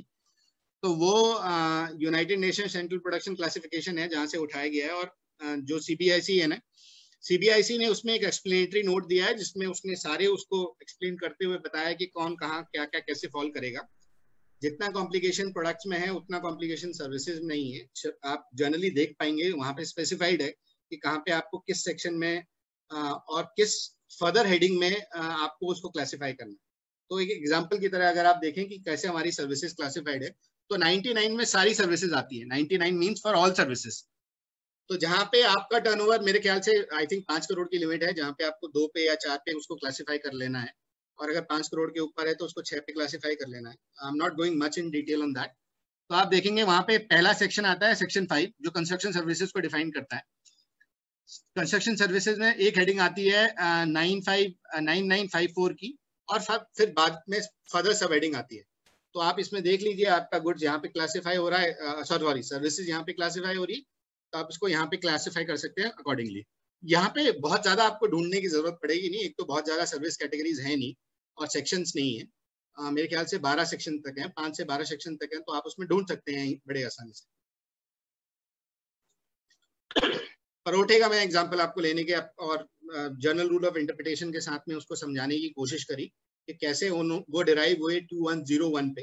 पहले उन्होंने बोला कि चैप परोठा का पूरे 98 शेड्यूल में कहीं पे भी हेडिंग नहीं है और सेक्शन नहीं है, तो रूल 1 से बाहर हो गया। रूल 2 कहता है कि अगर फिनिश अनफिनिश्ड असेंबल्ड की बात करता है तो वो भी नहीं है। रूल 3 में ए में वो ये बोलता है कि आपका अगर मिक्स्ड या वो है तो उसको अलग अलग सब्सटेंसेस में अलग अलग कैसे क्लासिफाई करेंगे, तो वो भी यहाँ पे इशू था नहीं, क्योंकि वो अब सब तो एक बन गया, एक हो गया, उनका ये कहना है। और बी में वो जाता नहीं क्योंकि एसेंशियल कैरेक्टर किसका आएगा ये समझ में नहीं आ रहा। तो अब 3 में सी में आए, वो सी में फिर दोनों चैप्टर हेडिंग्स कंपेयर करने की कोशिश करी। एसएससी बोल रहा है 1905 ब्रेड है और डिपार्टमेंट बोल रहा है 2106 food preparation not elsewhere specified और इंक्लूडेड है। तो क्योंकि लेटर 2106 आता है तो that will prevail over 9105 and that is how it is classified under 2106. Now this is subjective. This can be litigated by the applicant कि भाई ये कैसे classify होगा कि नहीं होगा, ठीक, that is a separate issue. But I have taken you sequentially how the department wants to classify parotha and not as bread. Bread, if we generally in India mean bread, वो वाली bread नहीं है जो packet में आती है, रोटी को भी bread कहते हैं। तो उनको जो एप्लीकेंट है उसको 1905 में करना चाहता था क्योंकि वहाँ रेट 12% है और डिपार्टमेंट उसको 2106 में करना चाहता है क्योंकि वहाँ पे रेट 18% है। तो ये रैशनल था डिपार्टमेंट के पीछे कि उन्होंने उसको कैसे क्लासिफाई करना था। With this I end what I had to present and then we leave it to the experts and if anybody has questions to ask. पवन जी के व्यूज ले लेते हैं। पवन जी हैं, शायद अनिल जी भी जुड़े हैं। अनिल सर, पवन जी। अनिल जी हैं, शामिल जी हैं, आई थिंक उनको भी इनवाइट करना चाहिए, उनका भी काफी अच्छा एक्सपीरियंस है क्लासिफिकेशन से related.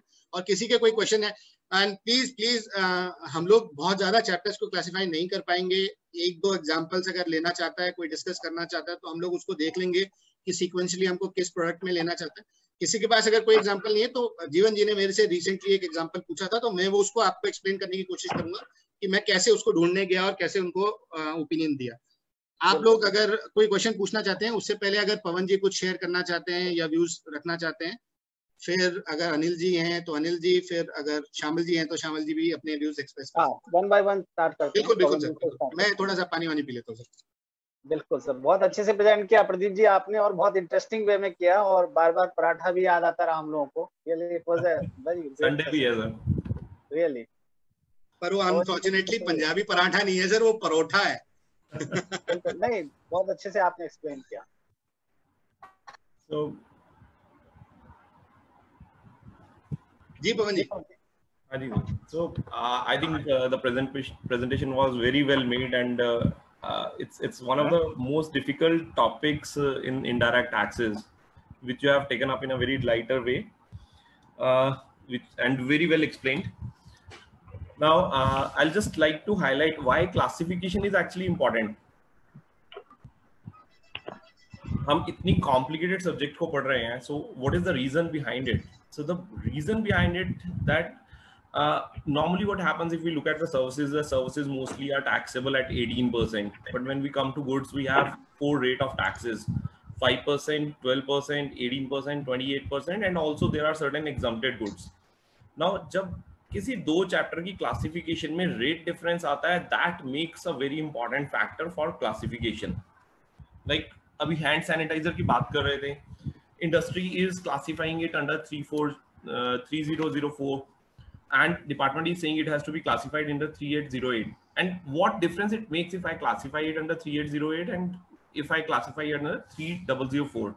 So difference is that the rate of tax under 3004 is 12%, whereas the rate of tax applicable under 3808 is 18%. So it makes a difference of rate of tax by 6%, which is the entire key why classification is important. Then I'd like to add that there are 120 countries who has adopted HSN as their basis of classification. India also followed them in 2003. So we adopted our customs from HSN in 2003. So reason behind adopting HSN was that when we import or export, our classification and the countries with whom we are dealing, we are on the same page. So the classification doesn't change with the change of the country. So it becomes a very important basis for international trade.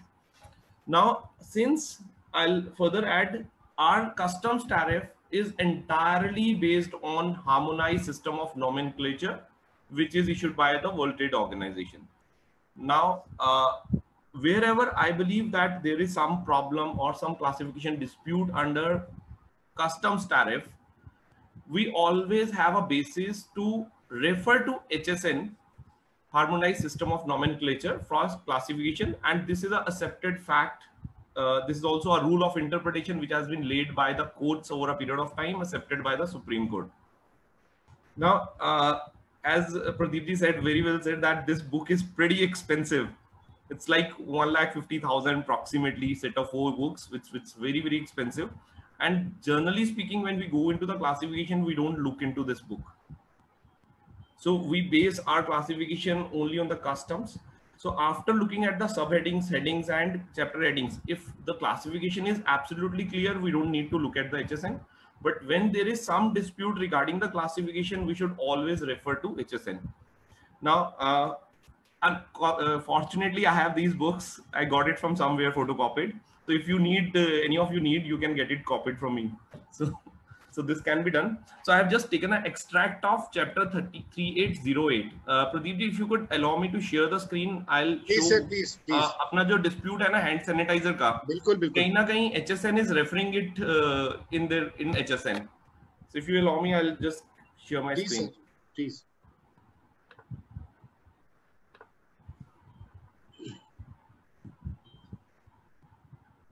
So is it visible?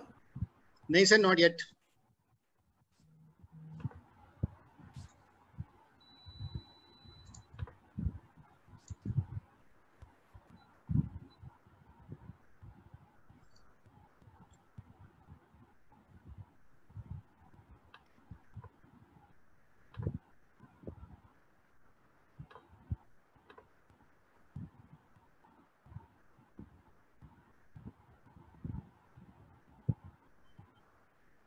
So is it visible now? Yes, sir. Okay. If you see this heading, disinfectants has been defined under HSN, whereas it has not been defined under the customs tariff. So disinfectant is defined under chapter 38. I'll just read it for you. Disinfectants are the agents which destroy or irreversibly inactivate undesirable bacteria, viruses, or other microorganisms, generally on inanimate objects. Disinfectants are used, for example, in hospitals for cleaning walls, etc., or sterilizing instruments. They are also used in agriculture for disinfecting seeds. The group includes sanitizers, bacteriostats, and sterilizers. So if we go into the intent, if we look at it and we look into the intent of the legislation, so since they are following HSN and disinfectants not defined in customs, we can always refer it from the HSN. So if we refer to HSN, then definitely, to my understanding, this should be classifiable under 3808, chargeable to 18%. Though there is a dispute if we look at plainly on, because 3004 refer to antibacterial and this refers to disinfectants. But if we don't look into HSN, definitely there's a dispute, and one may say that this can also be used clinically. Therefore, it should be classified under 3004. Again, I'll refer to one more fact. I don't know how many of you will be aware of. जब हम sanitizer की बात करते हैं, there are two kind of sanitizers which are available in the market. One which are manufactured under the drug license, and second which are manufactured under the Cosmetics Act. The sanitizers which are having the alcohol content up to 70% are can be manufactured under a Cosmetics Act, and which have a alcohol content of more than 70%, there is a requirement to get a license under the drug license. So as far as the cosmetics disinfectants are concerned, I think that can never be classified under 3004. Whereas the disinfectants which are manufactured as per the drug license, there one may still argue that these are particularly meant for the pharmaceutical use or a medicinal use. Therefore, should be classified under 3004. So secondly, coming to the second issue which we were discussing of the pranthas, which is very, very interesting actually. If we look at this entries, they are only discussing 1905 and 2106. Another heading is they're putting into a residual entry. 2106, sir. Yeah. But if we look into 1901, Pradeep, do you have 1901 tariff with you? If you can share that. Just give me. Or let me see if I have that open with me. Okay, I'll share my screen again. What heading you are saying, sir? 1901. 1901 is. It says mal extract food preparations. Let me share my screen, sir. Yeah.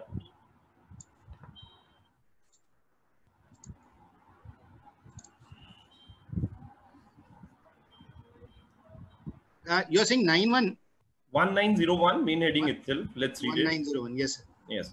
Malt extract, then food preparations of flour. I'm just concentrating on this particular aspect. Right, food preparations of flour. So whether it is a chapati or a prantha, when we refer to 1905, it is always referring to baked products. Right. Whereas whether you cook prantha or you cook chapati, I believe this is always is a preparation from the flour. So this particular heading has not been discussed in the advanced ruling.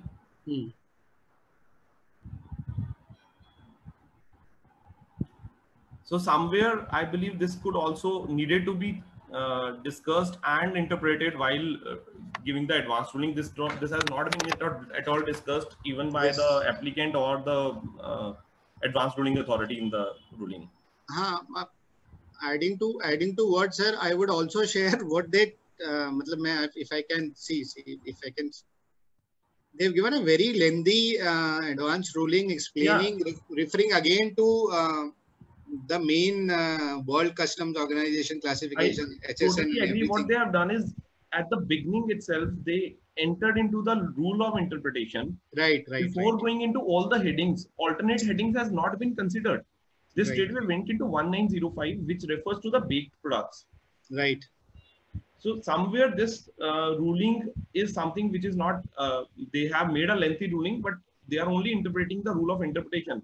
But for applying the rule of interpretation, they are applying only on two headings and leaving behind any other entry which could be relevant for this purpose. Right. So I'll again say that this topic, which I think would have taken 10 days time to understand, you have made it so simply, clarified so simply. So my comments were only to understand why it is important to classify the goods. Thank you very much. Thank you, sir. Thank you. Thank you, Pawan ji. Thank you very much. Anil sir, हैं क्या, sir? Yeah, I am available. Only issue is since I am traveling, it's an intermittent connectivity, and no issue, sir. Just your views, or if anything specific that you want to specify that we should look for classifications. I see, like I have heard in this entire discussion, we have mentioned paratha so many times. Right. See, I have a different, I think of, I'm going on a very lighter tone. 1 minute.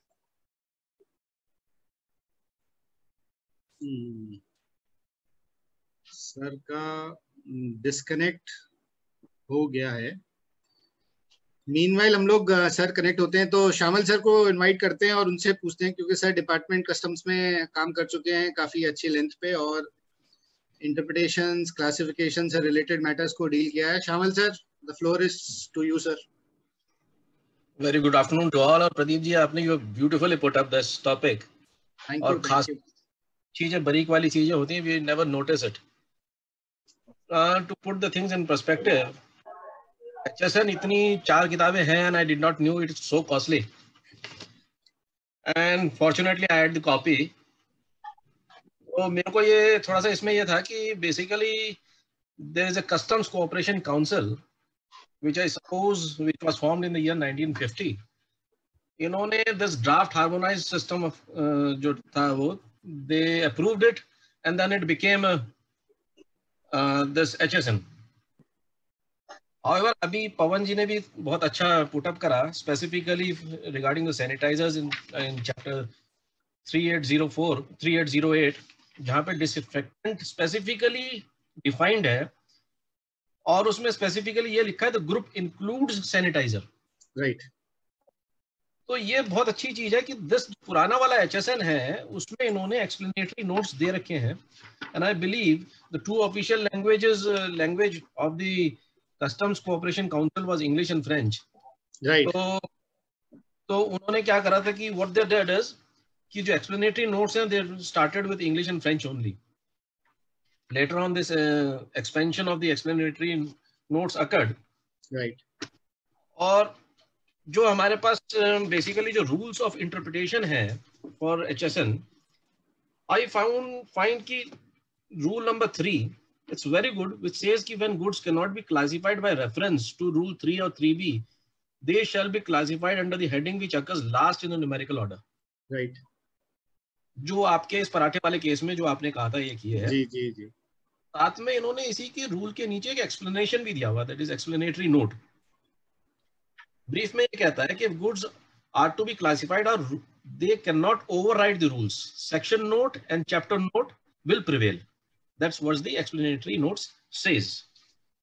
Now if you go by the bread पराठे वाले case में, जैसे पवन जी ने अभी बहुत beautifully इसको put up करा था कि 1905 में this bread, pastry, cakes, biscuits and other bakers, they are all bakery items.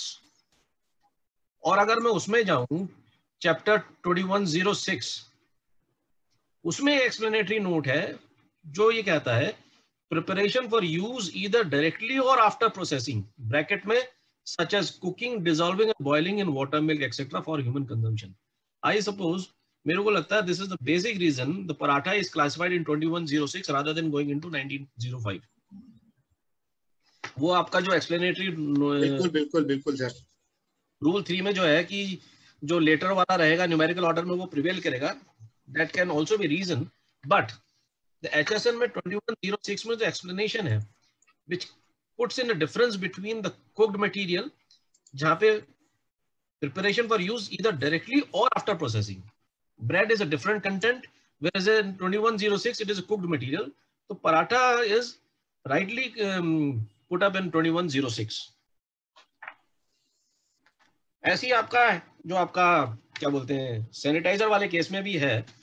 तो अभी आजकल क्या होता है कि जो हमारे हाथ में इस समय जो कस्टम्स का टैरिफ है या सेंट्रल एक्साइज का टैरिफ है, जीएसटी टैरिफ है, we don't find explanatory notes, खाली section note and chapter notes हैं.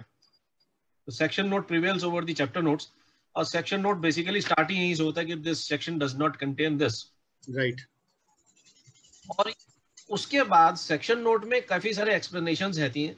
उसके अंदर में बेसिकली अगर आप किसी उसमें सेक्शन में जाएं तो this section does not contain this ऐसे करके चल रहा है.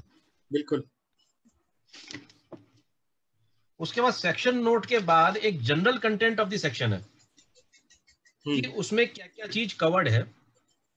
Rather going into the direct classification directly, हमें ये सेक्शन नोट और चैप्टर नोट पे पहले एंटर करना चाहिए before going into any kind of classification, जिससे कि हमारा जो कॉन्सेप्ट है फॉर क्लासिफिकेशन वो क्लियर हो जाए. अभी जैसे इसमें अगर मैं चैप्टर आपके पास जो अभी आप ये चैप्टर अगर 16 देखें, मशीनरी एंड टेक्निकल अप्लायंसेस, जी काफी कंफ्यूजिंग रहता है. कंफ्यूजिंग इन द सेंस कि right from the beginning of the classification अगर मैं समझूं कि if there is a mixed goods and composition goods, तो उस केस में क्लासिफिकेशन प्रॉब्लम डिस्प्यूट इसलिए रहता है क्योंकि there are number of goods which enter into the making of a particular good. Right. Section 84 जो है, सेक्शन 16 जो 84 चैप्टर से स्टार्ट हो रहा है, इसमें भी कई सारी चीज उन्होंने डिफाइन करा हुआ है सेक्शन नोट के साथ में, जहां पर उन्होंने लिखा है एसेसरी अपैरेटस क्या होगा, इनकम्प्लीट मशीन्स क्या होंगी, अनअसेंबल्ड मशीन्स क्या होंगी, multi functional machines and composite machines क्या होंगी, एंड फंक्शनल यूनिट्स क्या होंगी. तो HSN has been beautifully prepared to just give a very clear measurement of the things around us. उसके बाद जब हम चैप्टर नोट में जाएंगे, then we can get into the classification. तो मेरे ख्याल से जैसे अभी सैनिटाइजर वाला केस था, अगर 38 में जाए तो उसमें डिसइंफेक्टेंट बहुत अच्छे से डिफाइंड कर दिया उन्होंने, और साथ में उन्होंने लिख दिया द ग्रुप इंक्लूड सैनिटाइजर्स। तो इसलिए ये 3808 में गया है। अब जो जजमेंट है, I have to go through the content of that particular judgement जो 3004 में क्लासिफाई कर रहा है, then we can particular debate for the on that particular subject. Sure sir. तो जो अभी जो 3808 में चल रहा है, the basic reason is the group include sanitiser, उसमें बहुत क्लियर कट एचएसएन में लिखा है। Yes sir. और पराठा वाले केस में भी वही है कि उन्होंने स्पेसिफिकली एचएसएन में क्लियर कर दिया। आई सपोज जितने भी क्लासिफिकेशंस हैं, every aspect and every factor has to be entered into before classification, क्योंकि एवरी फैक्टर जो गुड्स उसमें एंटर हो रहा है, दैट इज वेरी इंपॉर्टेंट। तब जाके हम उसमें बेसिक कंटेंट में जा पाते हैं कि ये उसमें जा रहा है नहीं जा रहा है। अगर हम 2106 में भी जाएं, उसमें एक्सप्लेनेशन में एक चीज और लिखा बहुत अच्छा है, जो मैंने I found it very important. The heading does not cover enzymatic preparations containing foodstuffs. For example, meat tenderisers consisting of proteolytic enzymes which added dextrose or other foodstuffs. Such preparations fall under 3507. ये आपको explanation HSN में ही मिलेगा, बिल्कुल आपको उधर नहीं मिलेगा books में। बाकी डिटेल्स में क्या कि other you got case laws also, कभी कभी क्लासिफिकेशन में केस लॉज में आप जा सकते हो just to help out in particular certain situations. हाँ, what the court had said, मतलब most likely हर चैप्टर में कोई ना कोई लिटिगेशन तो है ही सर, कभी ना कभी। Yes, लिटिगेशन तो हमेशा रहेगा ही रहेगा, बिल्कुल। Topic.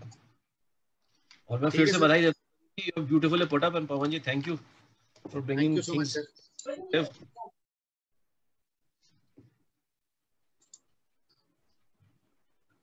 Thank you, Shamal sir. I think we can hear Anil ji. He was having some views as regard this paratha, and I'm sure that it is going to be a very interesting one.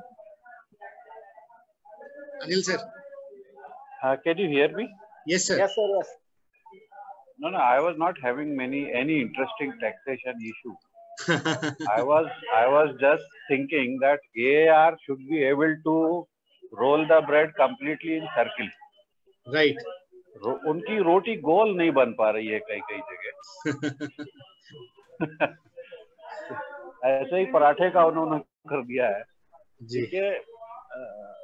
बहुत सारी चीजें taxation में बहुत बाद में आती है, जीवन में पहले आ जाता है।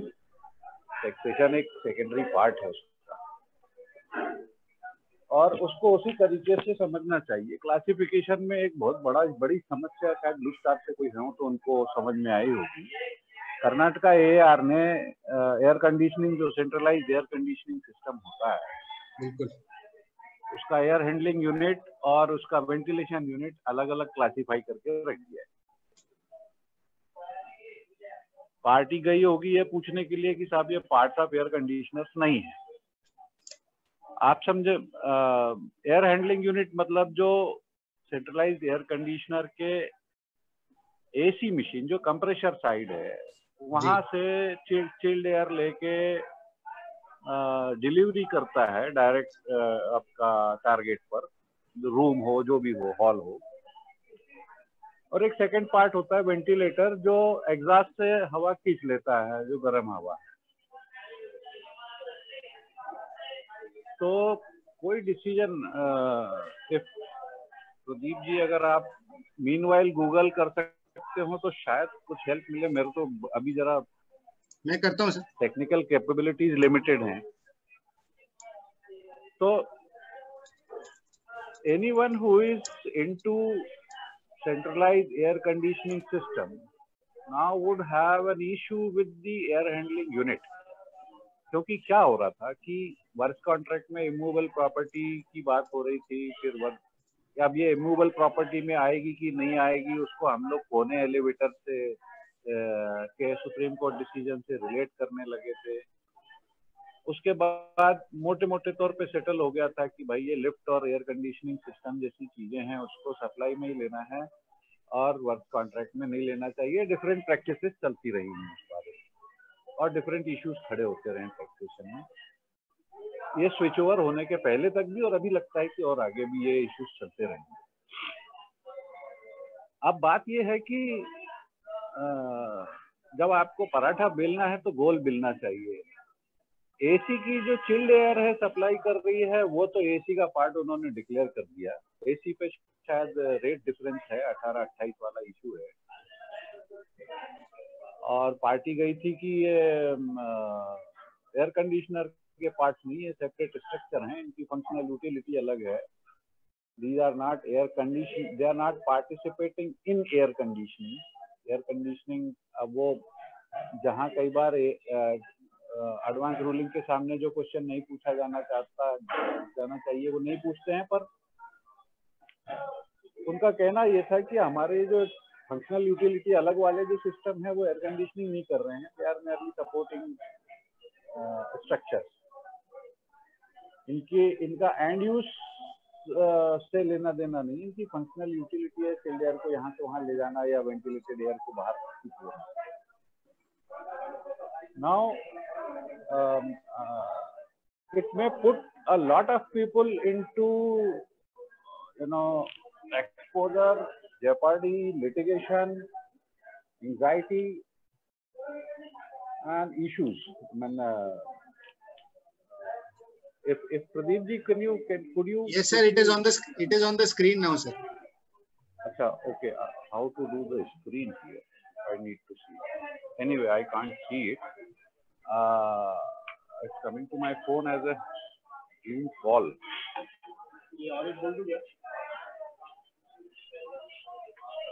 So, can you hear me? Yes, sir. Yes, sir. So, this is a hazard.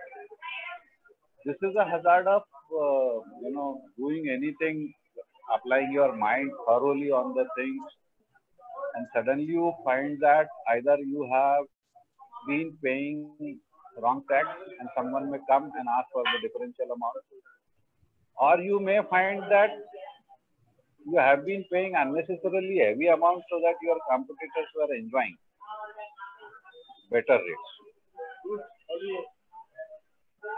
So my say on the classification part is, in the Indian context, it is very unsettled on certain fronts, though there may not be issue with the articles like structures of steel or anything which is very well defined. But work contract, anyone who is classifying the their services as work contract should be very careful as to what they are doing. I'll put this part here, sir, to rest. Pradeep ji, if you can, they read out the dangerous part of the ruling. I'll read, sir. Yeah. It was held, the issue was whether air handling unit and ventilation unit are classified under 84148090 or 84459090 as parts. So what they said is, air handling unit is admittedly used in central air conditioning system and has a temperature control and definitely will fall under 8415, which relates to the air conditioning machines comprising of motor driven and element for changing the temperature and humidity, including those machines in which the humidity cannot be separately regulated. The parts are covered under 84159090, and hence there is a specific entry defining the parts of air conditioning machine comprising of motor driven and element for changing the temperature, and hence air handling unit supplied by the applicant would squarely fall under HSN 84159090 and not under a general entry 84148090.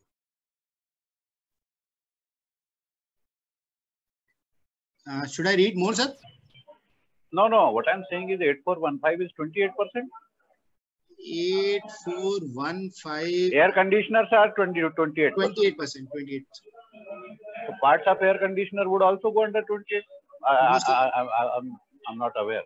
Most likely. So maybe this was the reason why they asked, they have never mentioned the schedule entry for the rate. They just wanted to seek a clarification whether we can bring it to it. I'll just pull out that also, sir. Meanwhile, I'll just pull out that also, sir. So while determining classification in supply, I think HSN is very clear. And in very few goods, there are concessional rates left, except for pharmaceuticals and these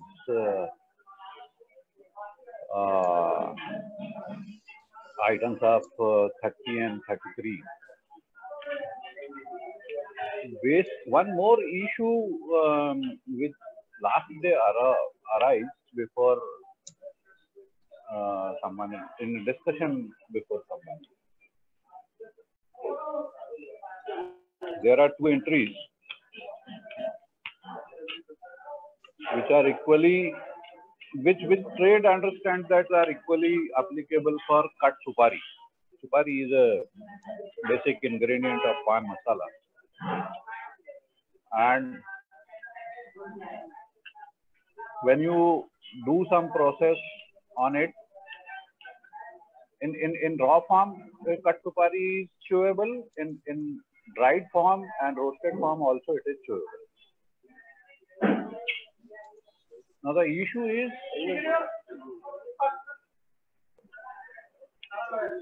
there is a concessional tariff on import. If you bring processed supari, but not raw supari. So raw means raw cut also. Some section of trade is getting supari cut overseas, getting it roasted, bringing it as processed supari.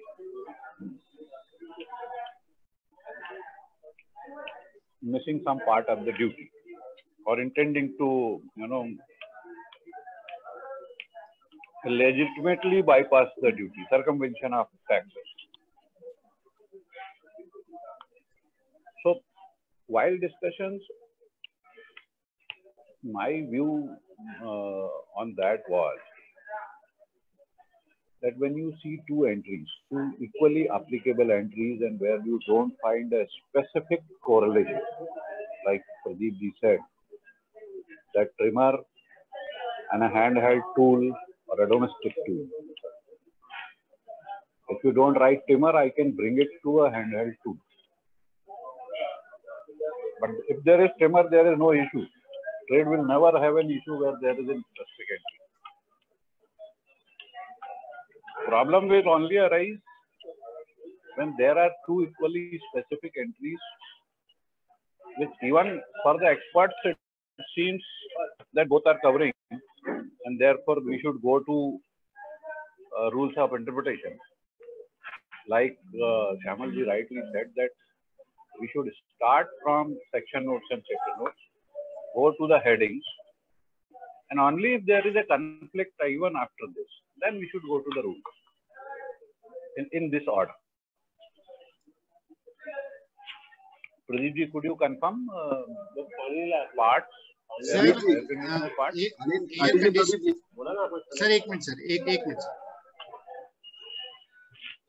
Air conditioning parts are 84159090 at 28%. So this is the problem. And what they never mentioned this is the problem. What they wanted to classify it under a general air pump classification, which is at 18%. That's what I'm saying. Air handling unit is not an invariable part and parcel of the air conditioning system, I'm saying. It could be a part and parcel of the air ventilation unit also. पर 99% में तो जो centralise air conditioner लगा रहा है वो air handling unit जो ducts होते हैं बिल्कुल वो लगाए गए। अनुज जी, मेरा एक क्वेरी है। Hello sir. हाँ, मैं ये पूछ रहा हूँ, in Blue Star what we are doing, all our smaller machines, because AHUs are normally used in central AC plants. Okay. Correct.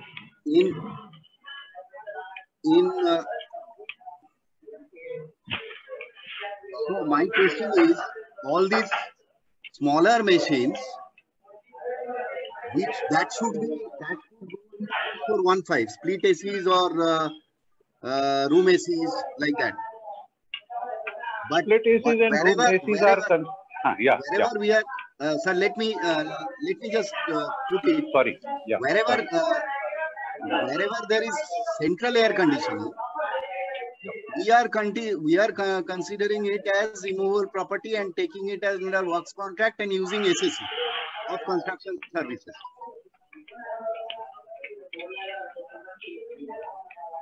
Sir, this is what in last discussion, I think we referred to Kone elevator. We did not detail.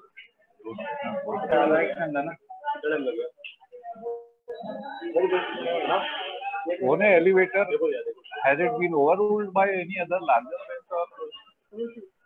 I don't think so. Kone elevator was.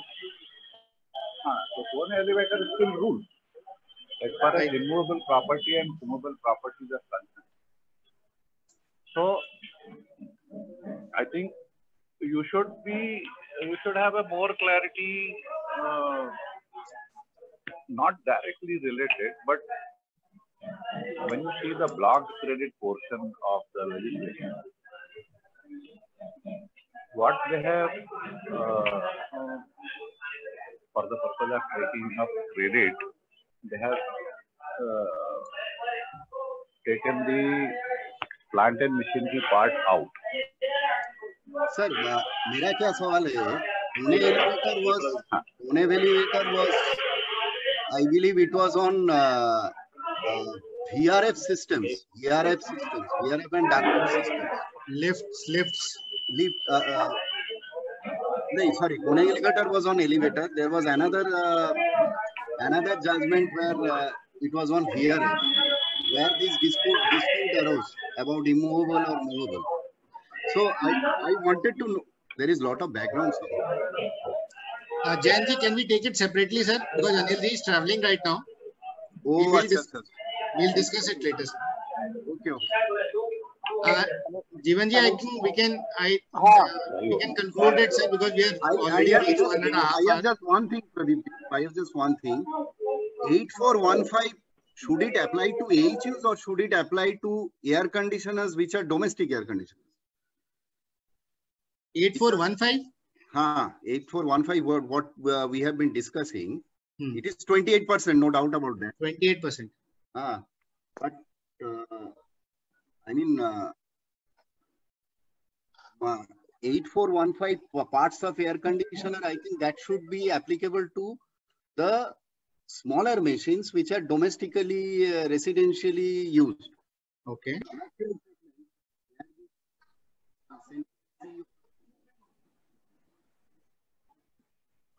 There you get the use of AHUs, air handling units.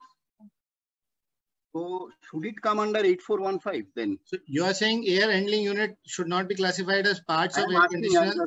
I'm just asking what is the clarity about this? Because so far as I know, shayad AHUs are not used in the smaller machines. I do not have that technically, but my understanding is AHUs are meant for central AC machines. Am I audible? Yes, sir. Yes, sir. Sir मेरा कहना ये है कि AHU centralised air conditioning system का part है, ये हम मानते हैं। उनका ये कहना है कि साहब एयर कंडीशनिंग सिस्टम और एयर कंडीशनर कोई अलग अलग चीजें नहीं है। आप सेंट्रलाइज्ड एयर कंडीशनिंग में भी अगर कंडीशनिंग सिस्टम के पार्ट है तो आप एयर कंडीशनर के पार्ट है। This is where the hazard is. Karnataka के अंदर में जिस आदमी ने इस पार्ट पर एडवांस रूलिंग मांगने गया, अभी वो फंस गया। तो न सिर्फ कर्नाटका, बाकी के दूसरे स्टेट्स के ऑफिसर्स भी इसको पढ़ेंगे और जब तक ये इशू सेटल नहीं होता है तो फॉलो भी करेंगे। ये समस्या है। Thank you sir. Hello, thank you sir, thank sir. You. हाँ Jeevan ji, I think we can conclude this sir. हाँ, कंक्लूड करते हैं। बहुत अच्छा सेशन रहा। थैंक यू वेरी मच हो गया सर। सभी लोगों को, पवन जी, अनिल जी, श्यामल सर, बहुत अच्छे से आपने भी एक्सप्लेन किया सेशन को। Thank you very much everyone.